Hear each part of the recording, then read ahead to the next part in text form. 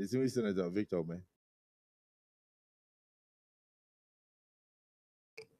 Thank you, Mr. President. My name is Senator Victor Umeh, OFR, the small one.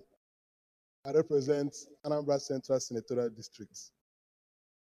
Mr. President, thank you for giving me the opportunity to speak on this MTEF and the strategy paper, fiscal strategy paper. The committee's report, I've gone through the pages, and I can say that the committee, both committees did comprehensive work in analyzing this, the documents submitted to the Senate by Mr. President.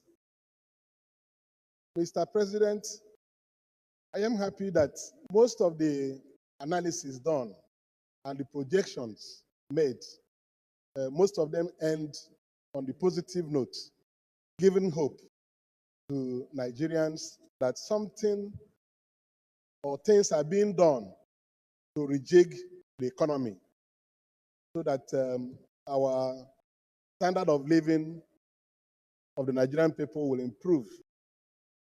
Mr. President, I've looked at the figures put here, both on inflation, the growth rate, and the projection the CBN has made on the stabilization of the Naira versus the dollar. Projection is on 1,400 Naira for $1. This figure may appear very good in the face of what is going on now, about 1,700 and something Naira to $1. 1,400 is still high, but it's a positive figure in the sense that it's a downward slide in the value of the Naira against the dollar. Last week, the Nigerian Bureau of Statistics brought out some figures of the things they have analyzed. Unemployment was given to be declining, and the GDP is growing. Mr. President, of all these projections we have done, the truth is that the test of the pudding is in the eating. You don't tell a blind man that there's salt in the food he's eating, because he will test it.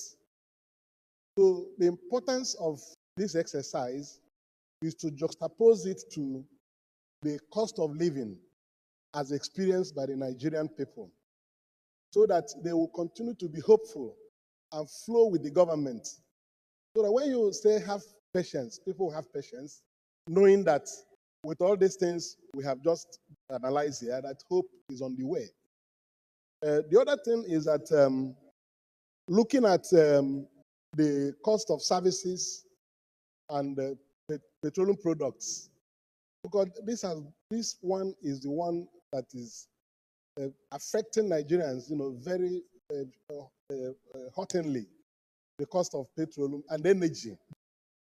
I can say, Mr. President, that I am very happy, just like Ningi reported, that the Port Harcourt refinery has come on stream. If you have ever followed my TV interviews and everything, from 8 Senate, I've continued to ask for revamping of our refineries.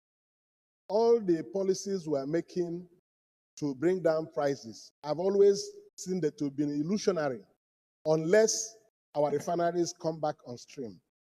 Now, the breaking news of the Port Harcourt refinery coming on stream and the loading reported at the base gave me very sound sleep. But what I was expecting is a push down on the prices of PMS and all that. Maybe because they just started, the PMS is still hovering around 1,100 Naira per liter. And if they continue loading in the next 6 months, I have every hope that the prices will continue to go down, the petroleum products. So I join Ningi in saying that the government has scored a very good breakthrough on the issue of refineries. Then the other thing is that we must be mindful of the fact that cost of living is still very high. I'm speaking on the side of people like me. wasn't an ex-governor or people who you know that are wealthy in the chamber. We are suffering because energy now is very expensive. Every 5 days, one will spend about 100,000 naira on electricity in a 5-bedroom house.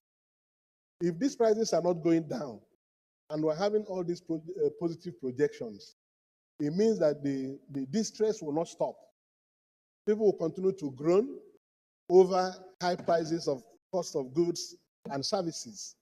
So where government is making gain, I expect that government will cut from those gains and fill where the pens are.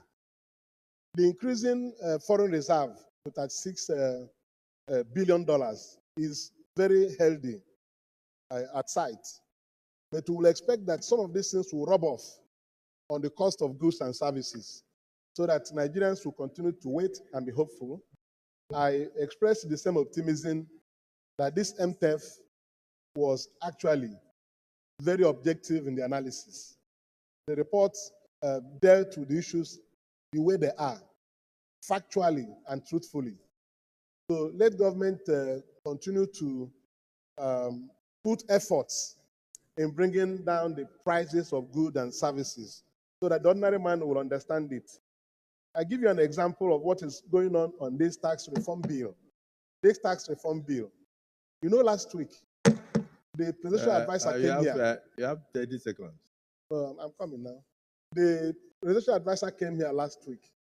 I'm speaking about the way it is, not the way we want it to be. I think we should. The presidential advisor, Mr. President, should, I'm rounding up. I'm rounding up. Let's limit our contributions to the. Okay, one second more. I sit down. FSP. 1 second more. I sit down. One thing, last week, the presidential advisor on tax reforms came here, and he spoke to us. We listened. I was one of the people that looked at his eyes and listened from the beginning to the end. And I was wanting to see the controversies. Because every morning you will see a text message, something will be forwarded to you. What are you people doing and what are you people not doing? I believe the anxiety out there is because many people do not understand the issues. When they hear about anything, tax is something people try to run away from. And that is what is informing this negative reaction to the tax reform bill. Last night, I spent time listening to the town hall meeting on channels on the tax reform bill. And at the end, I couldn't see why we will not allow this thing to be given consideration on the merit. So people react negatively because of hardship. Once they hear that things are going to be this or going to be that, they say no because of hardship. So we want positive impact on the people with these policies and the projections we have made. That's what I want to say. So that we will continue to earn the patience and loyalty of the Nigerian people. Thank you, Mr. President.